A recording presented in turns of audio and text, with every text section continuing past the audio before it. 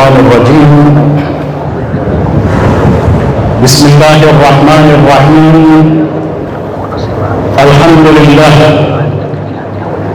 والحمد حقه كما يستحقه حمدا كثيرا، وأعوذ بالله من شر نفسي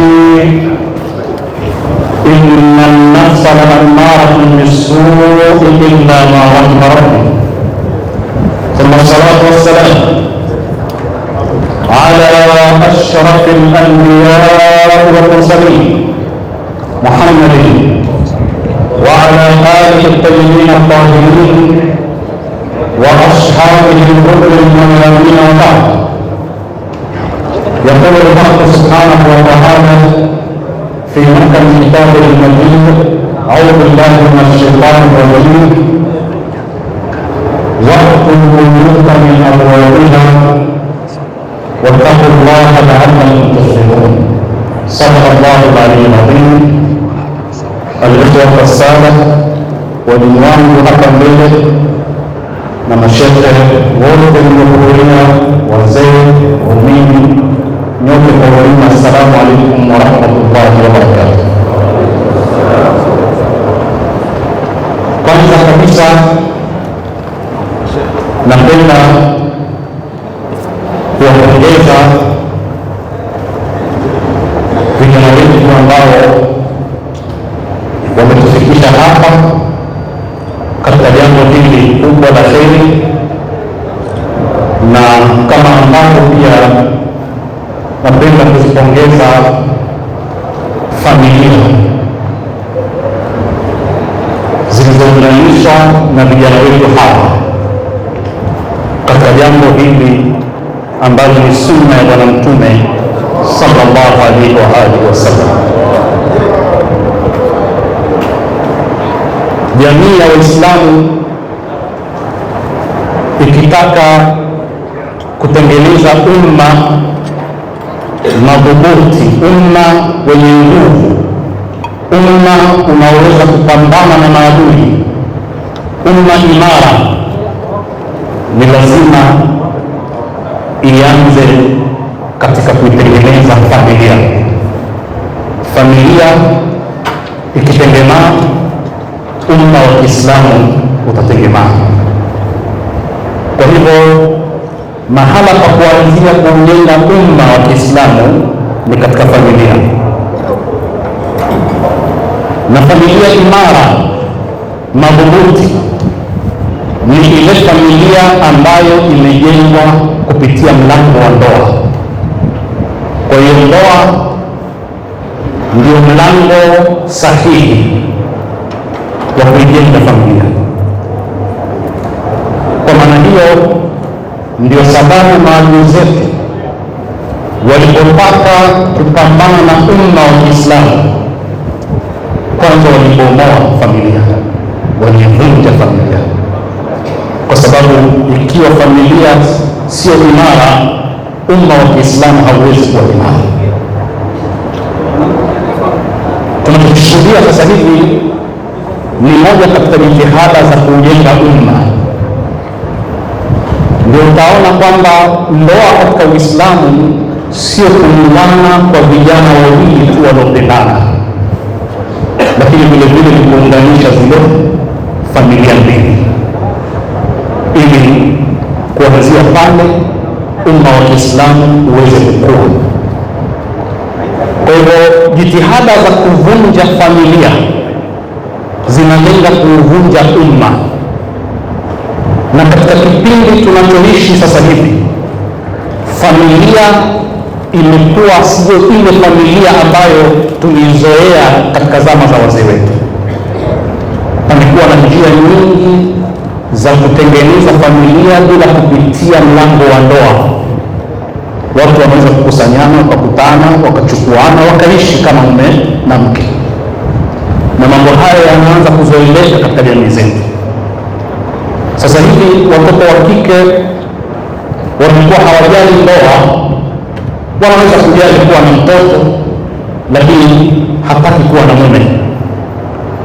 Lakini vile vile jitihada za kimagharibi katika kuhakikisha kwamba mwanaume anaweza kuishi maisha ya ndoa bila ndoa, wametupa badili nyingi sana. Ndio sasa hivi mtaona jitihada za wanaume na wanaume kuolewa, kuoana, wanawake kwa wanawake kuoana. Utaona sasa hivi mpaka roboti sasa zimetengenezwa kwamba wake mtu anaweza kuoa, ili mradi tu kwamba hii nyumba na taasisi inayoitwa familia iporomoke. Na mambo haya ya historia yameanza zamani, yameanza mbali, tangu mapinduzi ya viwanda katika nchi za Ulaya. Mwanamke alipotolewa nyumbani akaambiwa aende na yeye kutafuta, nyumba ikabaki uchi. Ilikuwa ni mwanzo wa kuhakikisha kwamba familia inakosa atakayeitengeneza. Maanake tumefocus katika kutengeneza bidhaa bora, lakini tukaacha kumtengeneza mwanadamu bora, na kiwanda cha kumtengeneza mwanadamu bora ni familia. Ikiwa ulimwengu umetuonyesha kwamba kuna haja ya kutengeneza bidhaa zenye viwango, lakini ukasahau jitihada za kutengeneza mwanadamu mwenye viwango, maana yake ni kwamba hata kule viwandani hatutopata mzalishaji mzuri, kwa sababu mwanadamu ambaye ametukuzwa na Mwenyezi Mungu, amepewa heshima, akapewa maadili, hajatengenezwa. Katika hali kama hiyo, ndoa kama hii na nyingine ni moja katika jitihada za kuitengeneza familia, na hatimaye familia ni kiwanda cha kumtengeneza mwanadamu bora. Leo hii harakati zote za kupigania haki za mwanamke tunazosikiza duniani, upepo umevuma, sauti za haki, wajibu, haki, wajibu ziliingia katika majumba yetu. Ilikuwa ni lugha iliyozoeleka, haki yangu, wajibu wako.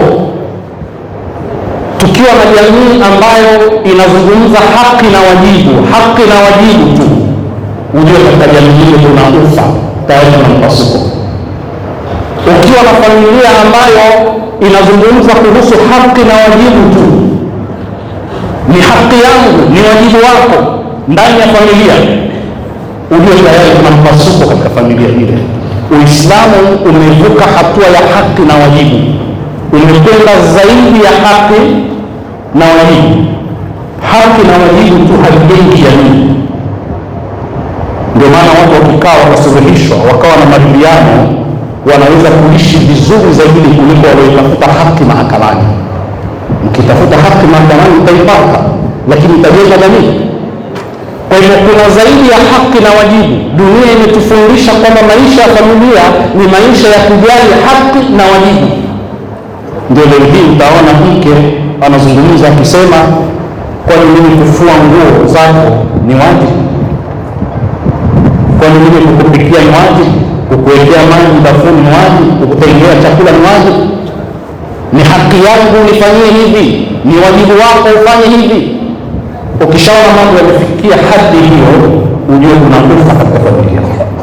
Mwenyezi Mungu Subhanahu wa Ta'ala anatuonyesha kuna zaidi ya haki, kuna zaidi ya wajibu. Ndio Mungu akasema, inna Allaha ya'muru bil adli wal ihsani, kwamba ile adli inaweza kutoa haki, inaweza kutekeleza wajibu, lakini ihsani ni zaidi, inaweza kujenga jamii zaidi. Panahitajika pawepo na ihsani, na ihsani ni kufanya jambo la ziada ya kuwa ni haki. Wewe ni walii wa aliyeuawa, una haki ya kulipiza kisasi, lakini ukasamehe. Lau kama utalipiza kisasi, hakuna atakayeuliza, wala Mwenyezi Mungu hata kuhukumu kwa hilo, ni haki yako. Lakini kule kusamehe ni kufanya ihsani. Jambo hilo linajenga mahusiano ya kijamii zaidi. Kwa mwanamke asiyetaka kufanya ihsani kwa mmeo kwa sababu si wajibu wake, anapunguza heshima ya familia, taasisi ya familia inakosa nguvu, uhusiano hauwi mzuri baina ya mume na mke. Ndio hata katika masala ya talaka utaona Qur'an inasema, mkihasimiana ikafikia mahala lazima muachane, Qur'an inasema wala tansawul fadla bainakum, msisahau ule wema mliopeana baina yenu, kwa sababu kuna haki, kuna wajibu, lakini kuna wema na ihsani mlizofanyana. Kwa hiyo tuepuke kuimba wimbo wa haki na wajibu mara kwa mara, kwa sababu maisha ya kijamii ni zaidi ya haki na wajibu.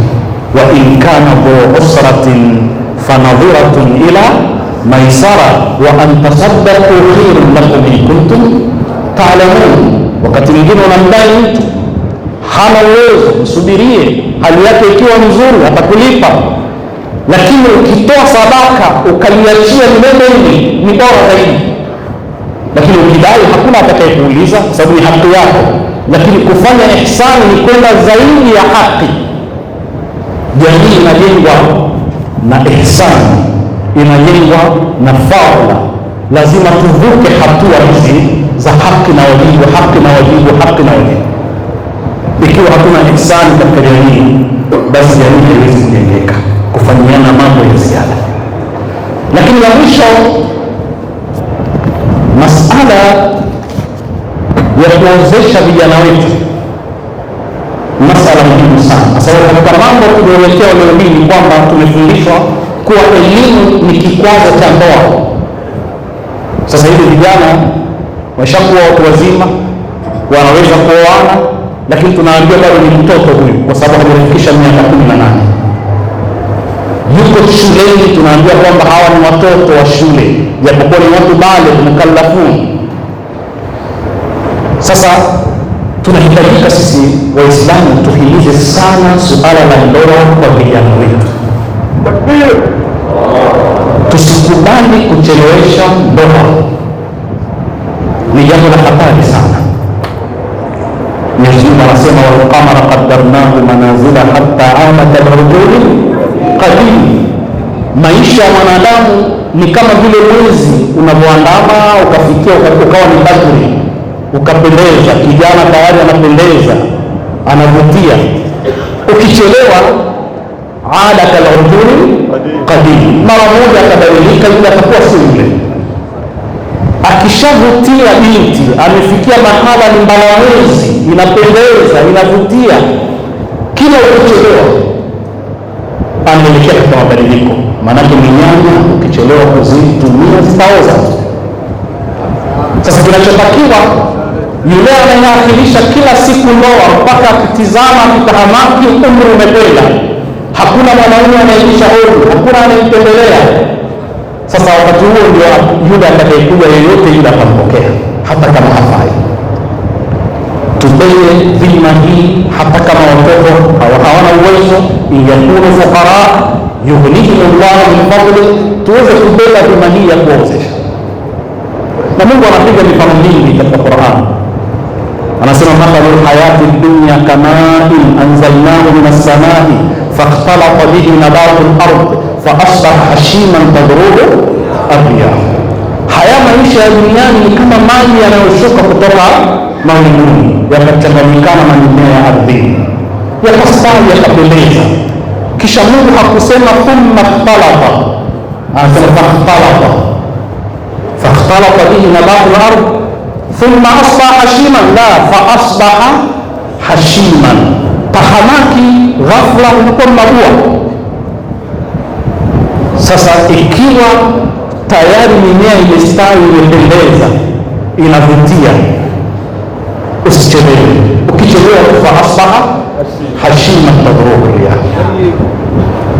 tayari anabadilika yule. Na sasa hivi vyakula tunavyokula vijana wetu hawa, unamwona ni mtu mzima miaka 30 ndio akiingia katika ndoa pia haiwezi.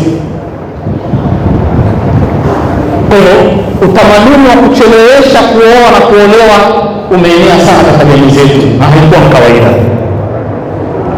Lakini vile vile jambo lingine, sisi familia kwetu sisi ni ile familia pana, inaitwa al-usratu al-mumtadda, extended family. Tumeshaanza tabia sasa ya kwamba familia yetu ni finyu, nuclear family, na mapinduzi ya viwanda ndivyo alivyotufanya, kwamba mtu hamtaki ila mkewe na wanaye tu, hataki mtu wa ziada. Familia ikikosa memba wengi, maanake walimu wa kumtengeneza binadamu wanakuwa wachache. Familia ikihusisha watu wengi, maanake walimu wa kutengeneza jambo likiharibika ndani ya familia wanakuwa wengi. Haya maisha yaliyofanya familia yetu kwamba lazima iwe ndogo, sio maisha ya Kiislamu. Tizama mirathi, nani wanastahili? Wale wote wanastahili, tabaka la kwanza, la pili, la tatu, wote wale ni familia. Sasa tuhakikishe sisi tunarudisha ile familia ya Kiislamu kwa kuunganisha watu zaidi, kuhusisha watu zaidi, babu, bibi na wengine, na mtoto ambaye hana uwezo wa kutosha tumuingize ndani ya familia, aishi na wanae na mkewe mpaka atakapoweza kutembea kwa miguu yake miwili.